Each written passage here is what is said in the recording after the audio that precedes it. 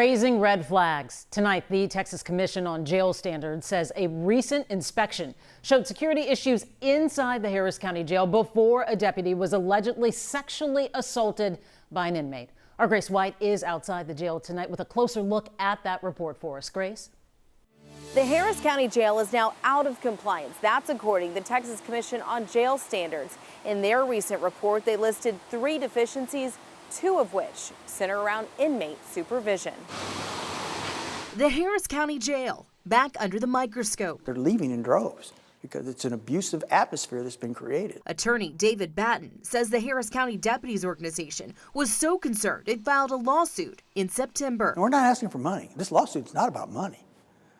This is about having somebody come in and provide sufficient oversight and either take over the management of the jail. In a letter KHOU 11 obtained from the Texas Commission on Jail Standards, there are 3 red flags from a mid-November inspection. The first, an hour and a half to more than 2 hours sometimes between rounds to check on inmates.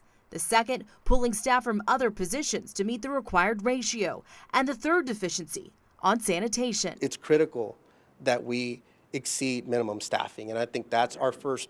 The other thing would be potentially for us to outsource until we could lessen some of the pressure population-wise. Sheriff Ed Gonzalez at a press conference today addressing questions about security inside the jail after this week's sexual assault of a sergeant by an inmate. The reason the door was open was there's inadequate ventilation because of improper defective equipment. So she opened the door to get some fresh air while she's in there working. No way this defendant should have gotten to this correction officer, and he had her under his assault for 13 minutes. State Senator John Whitmire, who chairs the Senate Criminal Justice Committee, says he too is concerned about the conditions inside the jail. In 2019, there were 47 inmate on deputy assaults, according to the union.